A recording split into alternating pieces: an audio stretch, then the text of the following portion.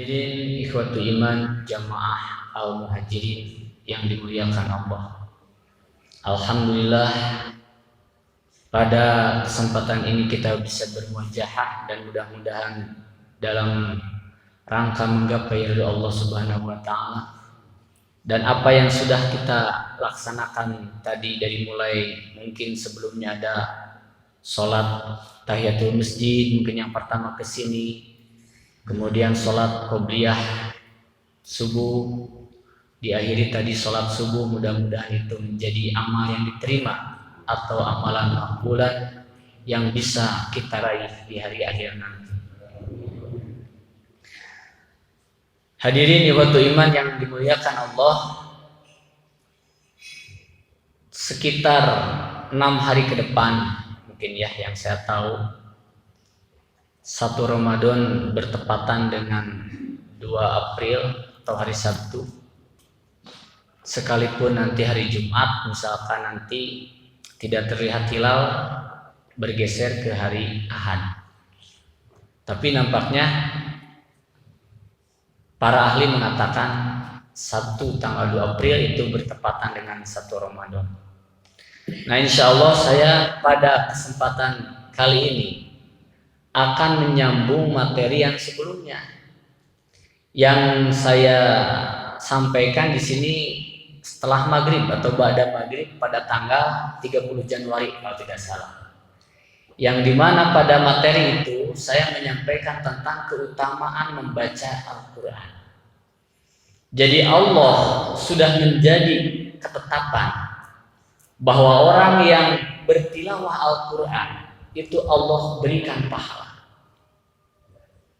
Bahkan dalam salah satu hadis Bukhari yang begitu populer di kalangan masyarakat, apalagi lembaga-lembaga Al-Quran, dalam hadis Bukhari Rasulullah bersabda, khairukum man ta'allama al-Qur'ana wa 'allamahu.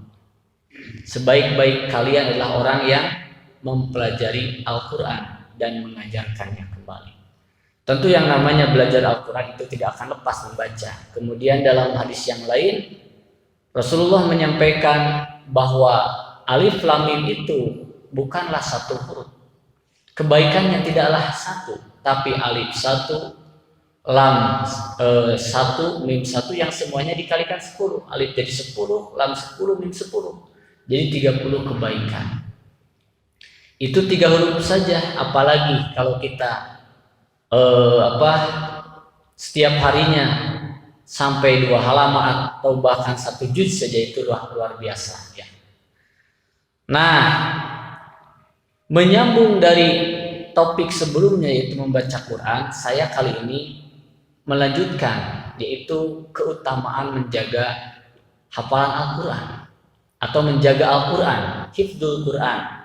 Tentu menjaga Al-Quran itu adalah maksudnya untuk selain dari Allah Subhanahu wa taala, bagaimana ikut ya para ahli yang hafal Quran itu adalah untuk menjaga orisinilitas Al-Quran termasuk dalam tilawahnya.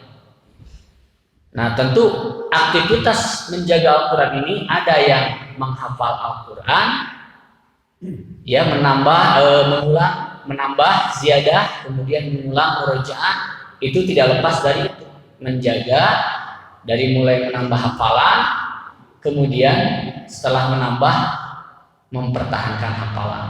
Nah, itulah yang akan kita bahas pada kali ini, karena menjelang Ramadan itu kan, di bulan Ramadan itu salah satu keutamaan yang dilakukan oleh umat Islam itu adalah membaca Al-Quran.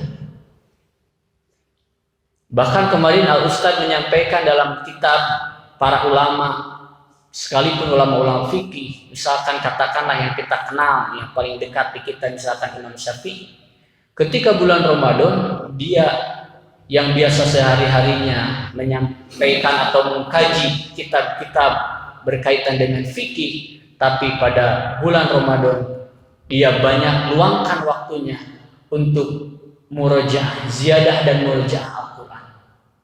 Sampai ada yang 2 hari selesai khatmul Quran, ada yang 1 hari, luar biasa. Nah, bagi kita katakanlah bulan Ramadan 1 kali tamat pun sudah luar biasa, alhamdulillah, daripada tidak sama sekali. Nah, namun jangan dibayangkan zaman Rasulullah membaca Al-Quran sudah seperti sekarang ada mushaf. Ya, misalkanlah yang paling mudah itu dari yang diterbitkan Asy-Syami, ya, kitab-kitab, atau dari yang lain. Nah, tidak. Tapi bagaimana Rasul dan para sahabat membaca Al-Quran itu dari hafalan. Apa yang dihafal atau yang ada dalam kulit tulang gitu ya. Tapi kebanyakan itu adalah dari hafalannya, seperti itu. Nah, di sini saya ingin mencoba untuk berbagi tips, Pak, share bagaimana kita nanti menghafal Al-Quran. Jadi selain membaca, mudah-mudahan kita ada motivasi untuk menghafal Al-Quran. Rasulullah atas jelasnya di bulan Ramadan kan dengan malaikat Jibril, lalu para sahabat. Jadi membaca Al-Quran itu menjadi suatu hobi, Pak. Sudah menjadi suatu hobi, itu sudah kenikmatan gitu. Nah, itu dari hafalan Al-Quran. Nah, kalau kita kan bisa jadi yang mushaf gitu. Kalau tanpa mushaf, aduh bingung baca naon, ya paling surat yang sudah hafal diulang-ulang, itu pun tidak salah. Nah, insya Allah pada kesempatan ini saya akan berbagi tips bagaimana menghafal Al-Quran. Sebelumnya saya ingin menyampaikan mukadimah tentang menjaga hafalan Al-Quran. Menjaga Al-Quran itu kita bisa dapatkan diantaranya kitab yang hampir dipakai di seluruh masjid, ya, bukan hanya di Indonesia tapi juga internasional, yaitu Riyadhus Shalihin. Ada bagaimana bab menjaga hafalan Al-Quran dan tercela dari melupakannya, ada gitu ya. Tapi bab itu ada setelah bab-bab yang utama untuk kita, seperti ikhlas, kemudian sabar, bersyukur, jujur, dan seterusnya. Itu agak ke pertengahan. Nah, di sana ada salah satu bab, ya, bagaimana Imam An-Nawawi sebagai penulisnya itu keutamaan menjaga Al-Quran. Nah, beliau mengutip sebuah hadis Rasulullah SAW yang diriwayatkan oleh Imam Al-Bukhari dan Muslim. An Abi Musa radhiyallahu anhu, dari Abu Musa, semoga Allah meridhoi kepadanya, dari Nabi SAW qala, dari Nabi SAW bersabda, ta'ahadu hadzal Quran. Sabda Rasulullah, jagalah Al-Quran ini. Dan Rasulullah menyampaikan sumpahnya, fawalladzi nafsu Muhammadin biyadihi, demi jiwa Muhammad yang ada di tangannya atau dalam genggaman Allah, lahuwa asyaddu tafallutan minal ibili fi ukuliha, sesungguhnya Quran ini lebih cepat lepas dari lepasnya unta dari ikatannya. Nah, itu Rasulullah ya sudah menyampaikan hal ini. Kemudian dalam hadis masih muttafaq alaih Bukhari Muslim, an Ibnu Umar, dari Ibnu Umar radhiyallahu anhu, semoga Allah meridhoi kepadanya, anna Rasulullah sallallahu alaihi wasallam qala, sesungguhnya Rasulullah itu bersabda, innama, hanya saja, ada tuh hasan ini Pak. Kalau innama, mathalu sahibil Quran, perumpamaan orang yang menghafal Al-Quran itu kamasalil ibilil mu'allaqati, seperti unta yang diikat, in ahada alaiha amsakaha, jika ia menjaganya ia dapat menahannya. Jadi mengukur Quran teh pernah apa, kemudian kita jaga, bisa bagaikan unta yang dapat ikat, lalu itu diikat. Nah, jika diikat bagaimana? Wa in aqlaqaha dhahabat, tapi jika unta itu tidak diikat, nyage bager gitunya jina pergi ka mana wae gitu. Nah, itulah sifat dari Al-Qur'an yang disabdakan oleh Rasulullah SAW. Ini menandakan bahwa Al-Quran itu benar-benar harus dijaga, gitu ya. Harus dijaga. Nah, berkaitan dengan ini saya membuat sebuah tema 11 tips Pak menghafal Al-Quran. Insya Allah kalau di sekolah sudah saya sampaikan pada orang tua, bisa buat orang tuanya, bisa juga buat anaknya. Ya ini mungkin hasil analisis saya. Yang pertama, tips untuk menghafal Al-Quran itu adalah ikhlas karena Allah. Jadi harus niatkan ikhlas karena Allah. Yang namanya ikhlas itu berarti apa yang kita perbuat memang kita persembahkan untuk Allah, tidak untuk makhluk, tidak untuk misalkan biar orang mengingat kita orang yang hebat dalam Al-Quran, bukan. Bisa jadi itu mah seperti orang yang mencangkul dapat belut gitu. Jadi tujuan utama kita itu adalah Allah. Adapun dampak-dampak yang lainnya itu tidak berpengaruh bagi kita. Apakah pujian atau cacaan itu tidak menjadi hal yang utama bagi kita. Tapi yang utama bagi kita itu adalah ikhlas karena Allah. Sebagaimana di dalam Al-Quran yang pernah saya sampaikan, yaitu dalam surat Fatir ayat 29 dan 30. A'udzubillahi minasyaitonirrajim. Alladzina yatluna kitaballahi wa aqamus sholata wa anfaqu mimma razaqnahum sirran wa alaniyatan yarjuna tijaratan lan taburo.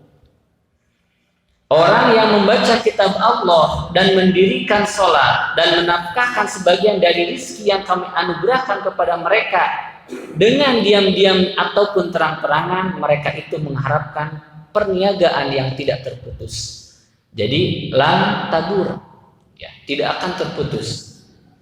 Kemudian di ayat berikutnya liyuwaffihim ujurahum wa yazidahum min fadlihi innahu ghafurun syakur. Nah, tujuannya adalah agar Allah menyempurnakan pahala mereka. Allah. Jadi tujuannya itu Allah, Pak.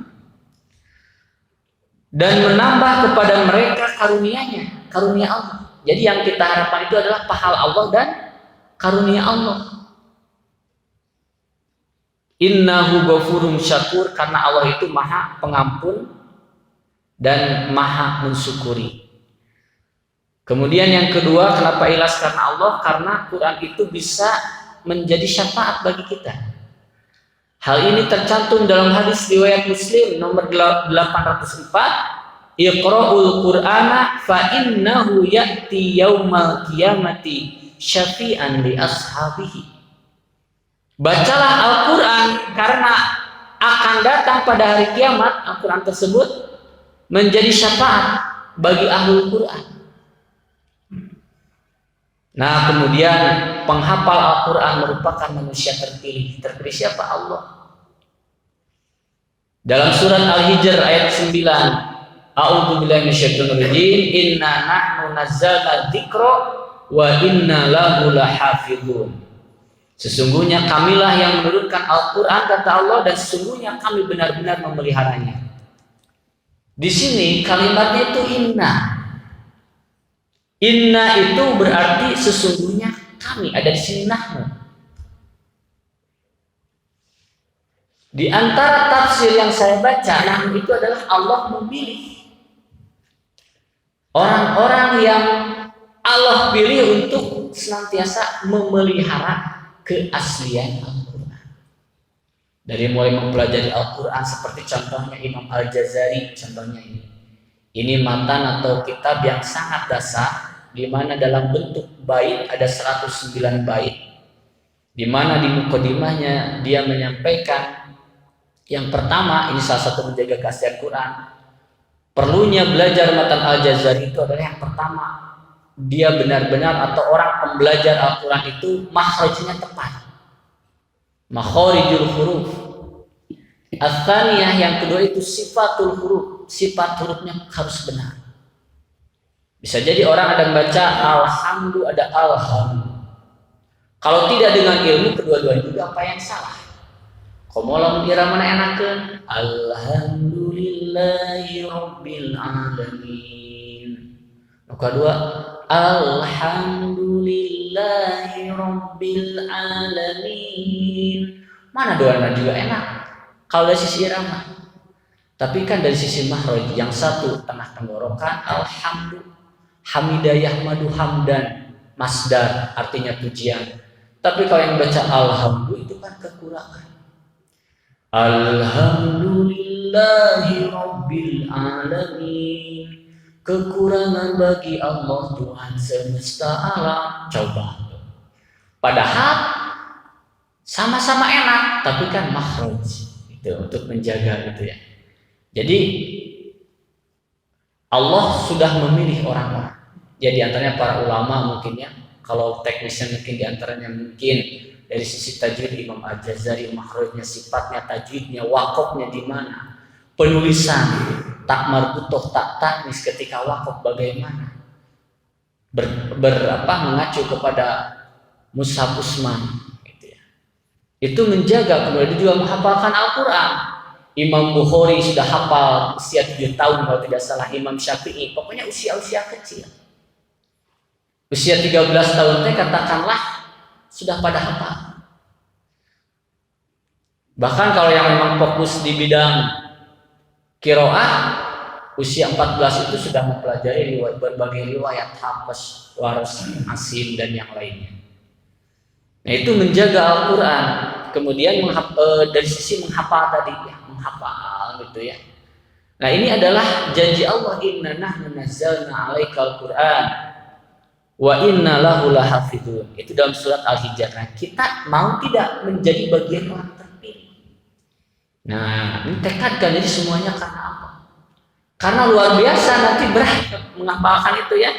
Nah, itu yang dari ayat ini, jadi niatkan karena Allah Subhanahu wa taala, apapun nanti ke depannya tujuannya adalah Allah, dan menggunakan waktu untuk berikhtiar menghafal Al-Quran. Karena masalah nanti berhasil atau tidaknya kita serahkan semuanya kepada Allah. Karena nanti mungkin ada yang 2 kali hafal, 2 kali mengulang sudah hafal. Ada yang mengulang 10 kali sudah hafal. Ada yang kalau 40 kali baru hafal, kalau belum enggak. Nah, ada yang seperti itu. Tapi kalau karena niat karena Allah, orang yang harus mengulang 40 kali tidak jadi masalah, tidak menjadi nih orang bodoh-bodoh teh betulan dicapat, orang dilambat-lambat teh ya Allah. Geus eureunah hafalkeun teh moal gitu. Kenapa? Karena niatnya untuk Allah. Justru dia akan berusaha, saya pahalanya lebih banyak dari orang yang hanya 2 kali sudah selesai. Nah gitu. Jadi semuanya akan kuat karena Allah Subhanahu wa taala. Karena meyakini, karena tauhidnya gitu. Kan yang namanya tauhid itu adalah diantaranya dalam Majmu' Tauhid dikatakan annaka tusaddiqu bi wujudillah wa annaka tukhlisu anwa'al ibadah lillahi kullah. Jadi engkau beribadah hanya karena Allah, tidak untuk yang lain. Nah, itu termasuk dalam membaca dan menghafal Quran, kita serahkan semuanya pada Allah. Itu tips yang pertama. Tips yang kedua adalah menjauhi kemaksiatan dan dosa. Jadi beratnya ingin ngapalkeun Quran maksiat jalan, Pak. Nah, ini dalam Quran surat Al-Mutaffifin, dasarnya diantaranya, sekalipun ini ayat umum, yang namanya ayat umum berarti ini pun masuk. Kalla bal rana ala qulubihim ma kanu yaksibun. Sekali-kali tidak demikian, sebenarnya apa yang selalu mereka usahakan itu menutupi hati mereka. Itu dalam tafsirnya adalah dengan dosa. Jadi nuktotan fanuktotan, orang yang berbuat dosa itu dalam hatinya setitik demi setitik tertutup. Orang yang tertutup hatinya bagaimana? Nur, cahaya akan masuk dari Allah gitu. Karena dengan berbuat dosa. Makanya di sini saya mengutip Imam Syafi'i. Imam Syafi'i pernah mengadu kepada gurunya yaitu Waqi atas buruknya hafalan. Pernah kalian tanya Imam Syafi'i juga, Pak? Pernah merasakan dirinya itu sulit menghafal Quran. Nah, maka Imam Waqi memberikan solusi, yaitu engkau jauhi maksiat dan dosa.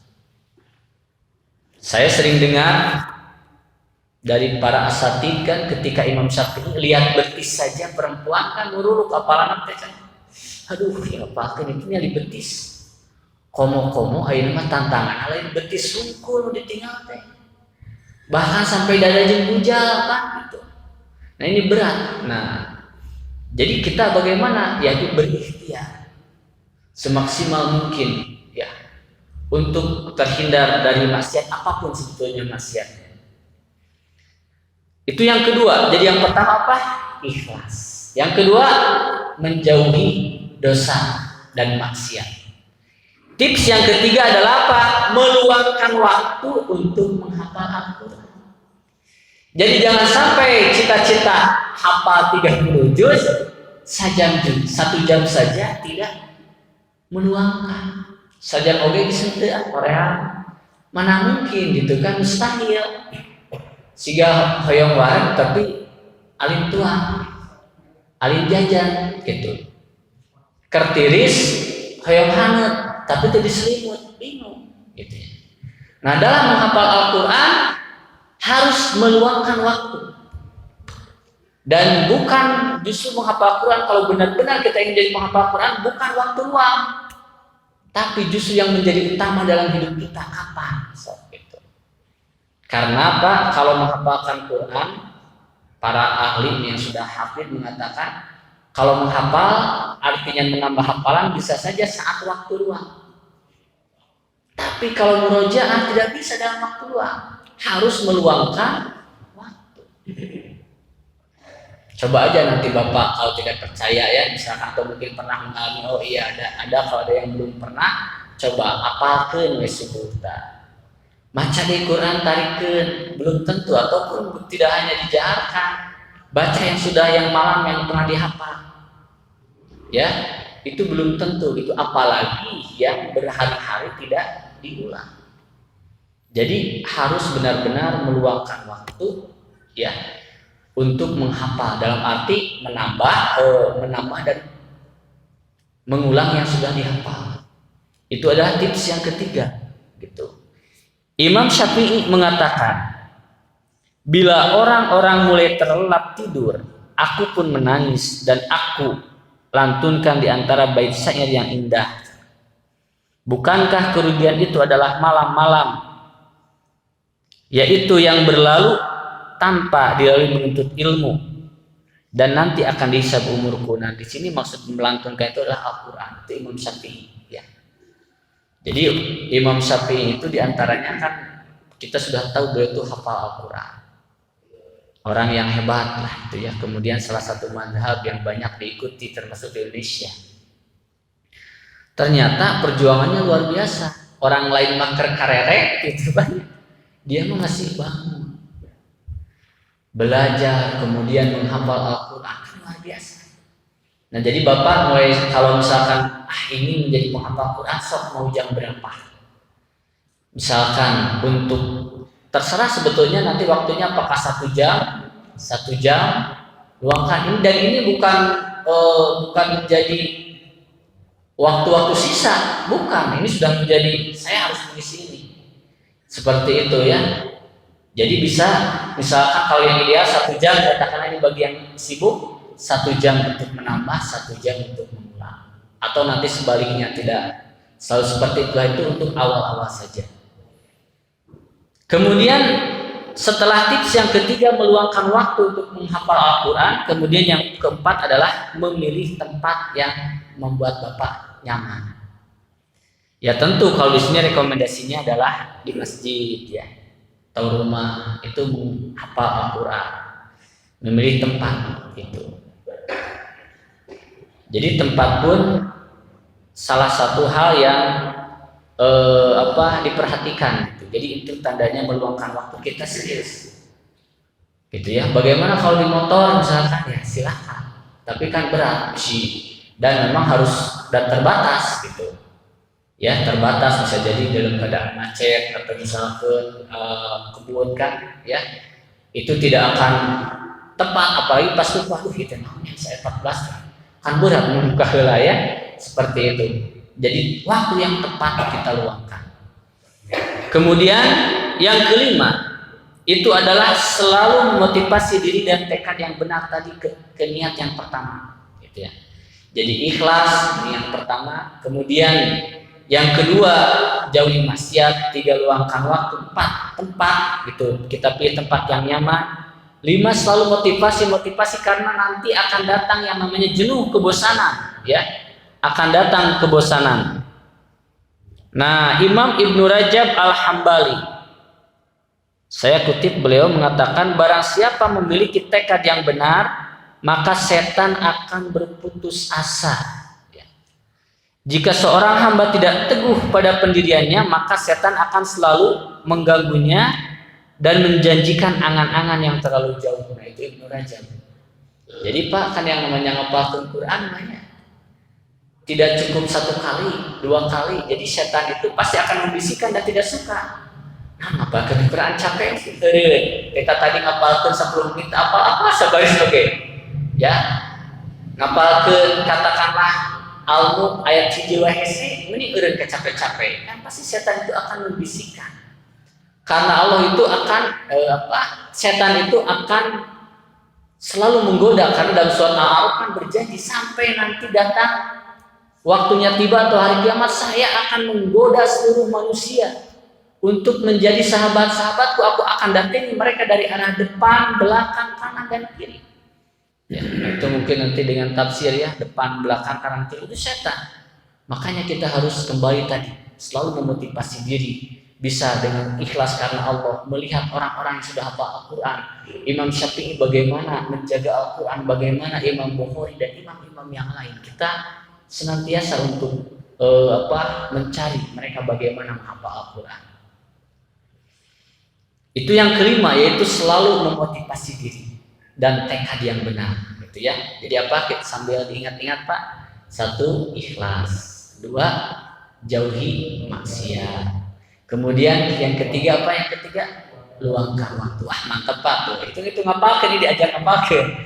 Keempat, tempat yang nyaman. Kelima, selalu memotivasi diri. Kemudian yang keenam itu adalah memfungsikan semua indera setelah lakukan berulang-ulang. Ya, memfungsikan semua indera itu dari mulai membaca, dijaharkan Pak, ngapalkan banyak. Kenapa? Karena dengan dijaharkan suara akan masuk lagi ke kita. Jadi menghafal itu yang baik tidak dalam hati, tidak gegernya manis. Atau yang mudah kita ngapain anabang. Itu kurang katakanlah kurang sempurna. Bacakan amma yatasaalun. Dengan dibacakan, maka kita pun akan melihat dia, mendengar dia. Seperti itu. Bahkan kan kalau ada anak-anak gitu kan, ada sambil bergerak, tapi bapak-bapak aja yang terkurunya amma yatasaalun, sampai diungkapkan amma yatasaalun itu maknanya apa? Mereka bertanya seperti amma yatasaalun. Ada yang seperti itu ya. Jadi semua indera digerakkan gitu ya. Nah, saya akan mengutip Rasulullah. Nah, ini diantara metode menghafal Al-Quran. Malaikat Jibril, ini metode Rasulullah. Malaikat Jibril membacakan ayat Quran sampai selesai, lalu Rasulullah mendengarkan dan membacakan kembali ayat Quran tersebut. Ya, hal itu ada dalam surat Al-Qiyamah. Jadi malaikat ini berguru, kalau ini ya disebut dengan talaki. Jadi guru dulu membacakan, oh bacanya seperti ini, oh ya. Baru setelah malaikat selesai, Rasulullah kemudian membacakan, gitu ya. Nah, kalau kita bagaimana sendiri, ya ingin seperti metode kayak gitu, mendengar, simak. Nah sekarang mungkin ada ya kayak murotal ya, bisa di YouTube banyak. Alhamdulillah saya pun dengan Pak Egi, dengan Pak Dani, mudah-mudahan jadi amal jariah speaker di 30 untuk buat anak-anak. Itu diantaranya terinspirasi dari malaikat Jibril kepada Rasulullah itu ya. Walaupun tentu ada bedanya ya, jauh kalau ini Jibril, kemudian yang kedua berhadapan, ini kan suara. Tapi yang penting suara jadi ada sekian persen lah mirip. Nah itu jadi kita mendengar dulu bacanya benar bagaimana, lalu kita mengulang-ulang lagi.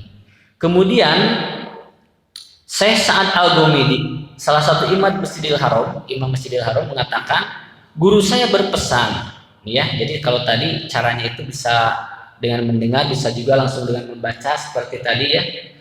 Nah, lalu bagaimana mengulanginya? Nah, untuk mengulanginya, kata Syekh Sa'ad Al-Ghumidi, guru saya berpesan tiap surah yang dihafal harus diulangi lebih dari 1 kali, jika perlu 20 kali atau 40 kali, ya, atau lebih, itu untuk mengulang-ulang. Jadi Pak, 20 kali, 40 kali. Makanya kalau di rumah itu ketika anak menghafal, kalau ingin kuat hafalannya sudah disampaikan, coba baca 20 kali. Jadi jangan dulu menghafal seperti ini, baca aja, ya, lihat gitu, binador dulu dengan melihat mushaf dulu. Contohnya amma yatasaalun, amma yatasaalun, amma yatasaalun. Karena anak-anak itu suka nggak kalau tangan kadang lupa lagi, itu pakai ayat terus, itu membuat itu terus sampai 20 kali untuk awal. 20 kali, setelah 20 kali baru tutup. Coba kamu bacakan. Nah, kalau bisa sip, berarti cukup. Tapi kalau tidak bisa, tambah lagi. Nah, seperti itu. Jadi 20 sampai 40 kali. Itu mengulangnya. Kumaha cenapa aku mendak kerasa kaget, cerdas langsung apa? Sekalipun 1 kali sudah hafal, saya sarankan ulang lagi. Kenapa? Karena itu belum mungkin, belum kuat.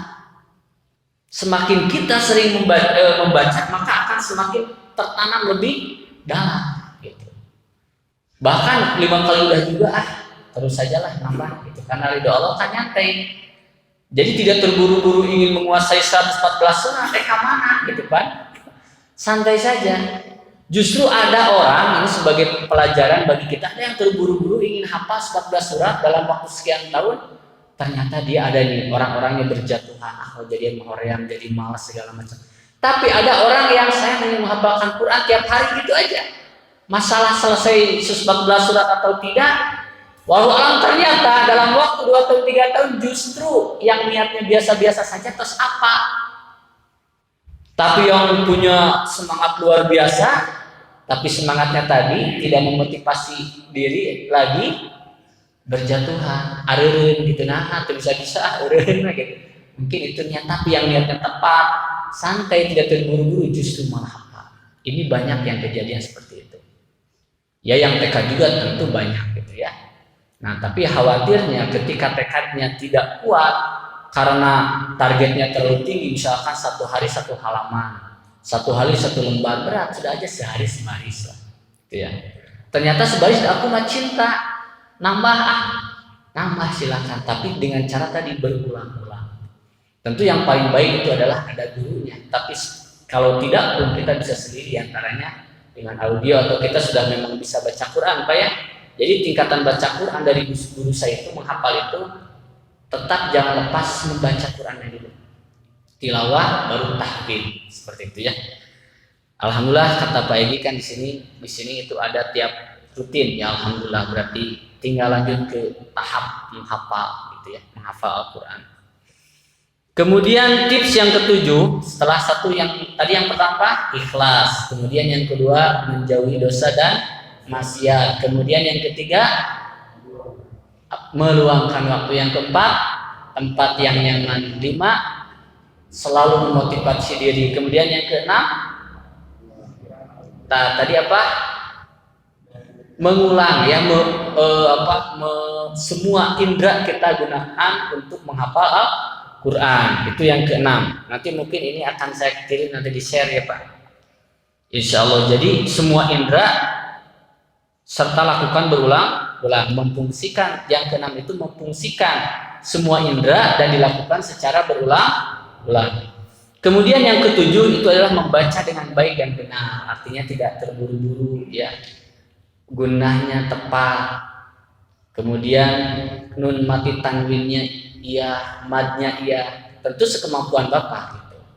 Contohnya kayak tadi amma yatasaalun, biasa saja, atau pakai yang hada cepat amma yatasaalun gitu ya.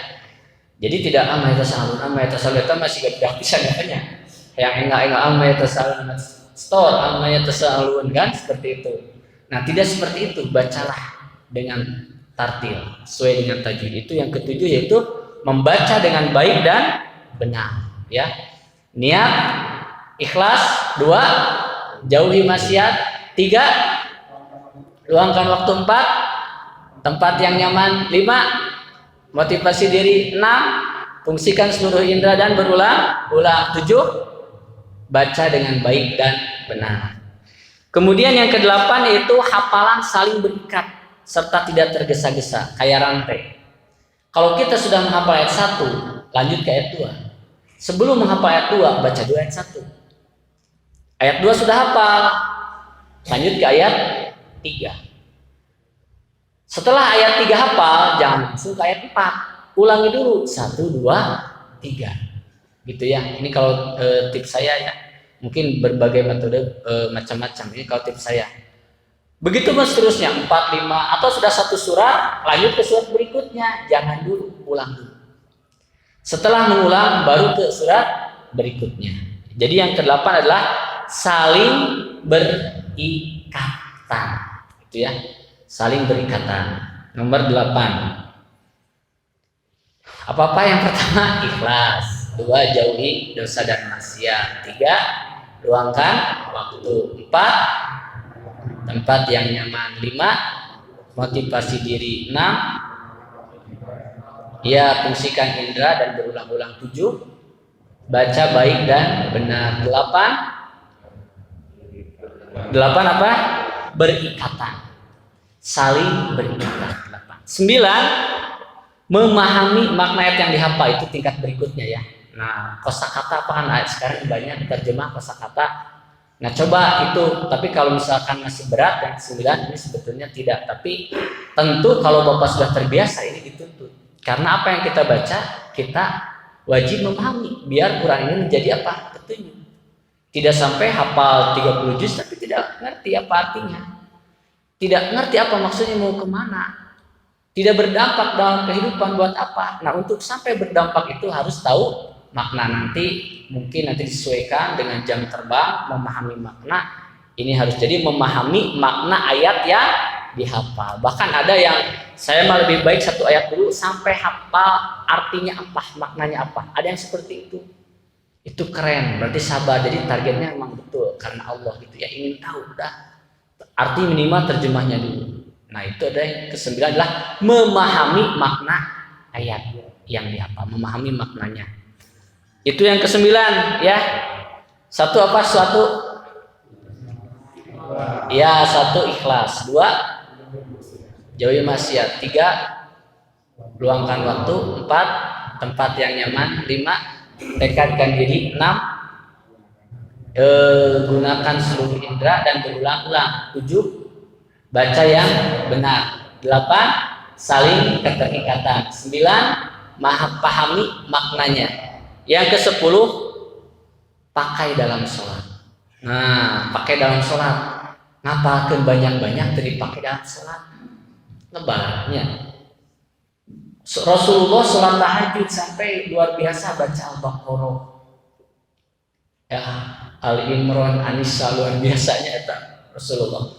Berarti hafalannya dipakai tidak dalam sholat. Dipakai. Tapi ingat di mana heula pakainya. Ulah ai berjamaah maca Al-Baqarah katanya di halaman. Sholat sunat Al-Ikhlas. Salah kepala minas tidak.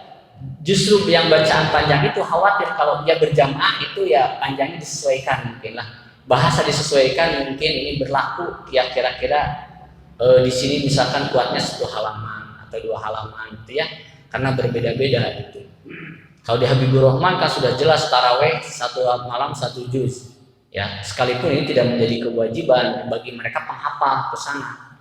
Tapi kalau di tempat-tempat biasa 1 juz ya berat. Bubar misalnya pas salam kamarana jamaah. Seperti itu. Jadi sesuaikan. Nah, yang paling tepat itu ketika untuk di salat tahajud. Memang sholat itu bukan fungsi menghafal, bukan, tapi ini maksudnya gunakan. Jadi yang sudah kita hafal, muntema yang paling utama itu yang sambil lari saja kita bisa baca Quran. Contoh Al-Fatihah kan sambil lari kayak nunutan mau salah baca Al-Fatihah dia teh. Karena sering. Nah, surat yang sudah kita hafal pun gunakan dalam sholat. Itu ya, seperti itu. Jadi dipakai. Jadi untuk pas sholat eta we terikul, kulang untuk berbil falaq, kulang untuk berbinas, kul huwallahu ahad. Bahkan imam teks diheula aku makmum. Terus beres Al-Fatihah teh kul a'udzu birabbin nas benar cek. Tuh benar cek baru dah kita kan aya anak-anak suka seperti itu ya. Nah, gunakan ya seperti itu. Itu yang tips ke-10 adalah gunakan dalam sholat. Ya. Gunakan dalam sholat. Apa-apa yang kita ulang lagi? Pertama, ikhlas. 2, jauhi maksiat. 3, luangkan waktu. 4, tempat yang nyaman. 5, motivasi diri. 6, fungsikan indera berulang-ulang. 7, baca Quran dengan baik dan benar. 8, keterkaitan. 9, pahami maknanya. 10, gunakan dalam sholat. Dan yang ke-11 itu adalah miliki komunitas menghafal Quran. Cik atau misalkan tadi ayah bina di masjid matus ayah di jaringan yang masjid yang saya bina untuk hafalan Qurannya seperti kalau al-multazam belum ya, multazam sudah juga awal yang sudah berjalan itu hafalan. Kemudian di rumah sendiri, jadi setoran, ada komunitas. Karena kalau tidak ada komunitas, berjamaah berat. Jadi daik nanti lamun semangat, karena mantep. Tapi dengan komunitas, ketika lagi futur, lagi tidak semangat sekalipun kan diingati oleh temannya, ayo minimal murojaah dan itu hafalannya terjaga. Jadi ada kawan untuk menyetorkan hafalan menyimak. Tapi tentu ini orang-orang yang sudah semisi. Kalau yang dipaksa ya berat. Jadi ada komunitas menghafal Quran. Cukup 1 aja Pak. 2 juga nggak apa-apa. Kayak istri saya itu 2. Ada kopca, ada yang lain. Sekalipun memang berat. Ya khawatirnya berat karena contohnya kalau yang belum hafal Quran semua ini misalkan di grup ini mah dari juz 1. Kalau dari ini dimulainya dari juz 30 dari bawah. Berarti kan ada berapa kali waktu menghafal? 2, 1 dengan yang dari awal dari juz 1 dari atas, ini yang dari bawah. Jadi waktunya lebih luas. Tapi karena istri saya meluangkan, ya alhamdulillah mengikuti 2. Tapi kalau untuk yang pertama saya sarankan jangan banyak-banyak. Cukup 1 tapi berjalan. Jangan ulah saudara mah hanet-hanet tai kotok. Awalna hungkul hidup, saminggu mah palareun ya kamaranan di setoran teh. Nah, tidak. Jadi harus selalu motivasi diri. Itu adalah perlunya komunitas. Cukup 1 grup saja Pak. Tong seueur bisi lieur. Bisi ayeuna lah. Moal tuntuna ayeuna teh. Nah jadi itulah 11 tips. Mengingatkan sholat tarawih 11. Jadi ingat 11 tadi dia. 11 ya, 11. Jadi kita ulang. Jadi yang terakhir itu adalah apa? Miliki komunitas menghafal Al-Qur'annya berjamaah. Jadi ada komunitas. Itu saja mungkin yang saya sampaikan. Kita cek lagi. Yang pertama apa? Ikhlas. 2, jauhi maksiat. 3, luangkan waktu. 4, tempat yang nyaman. 5, motivasi diri. 6, fungsikan indera untuk menghafal dan berulang-ulang. 7, baca yang baik dan benar sesuai tajwid. 8, keterikatan. 9, pahami makna. 10, gunakan dalam sholat. 11, miliki komunitas. Nah itulah mungkin 11 tips dalam hafal Al-Quran ya, dari sabda dari firman Allah, sabda Rasulullah. Kemudian kita disuruh untuk berpikir 11 tips tadi. Mudah-mudahan jika memang cocok dengan Bapak nanti ya alhamdulillah, setidaknya ada beberapa poin yang cocok dengan Bapak semuanya. Itulah yang dapat saya sampaikan untuk hari ini. Mudah-mudahan bermanfaat di hari ini seterusnya dan terutama yang dekat di bulan Ramadan. Mudah-mudahan bermanfaat bagi kita semua. Mohon maaf apabila ada kata-kata yang kurang berkenan dari saya atau khilaf. Akhirul kalam Rabbana hablana min azwajina wa dzurriyyatina qurrata a'yun waj'alna lil muttaqina imama. Rabbana atina fid dunya hasanah wa fil akhirati hasanah wa qina adzabannar. Alhamdulillahirabbil alamin. Allahumma arhamna bil Qur'an. Assalamualaikum warahmatullahi wabarakatuh.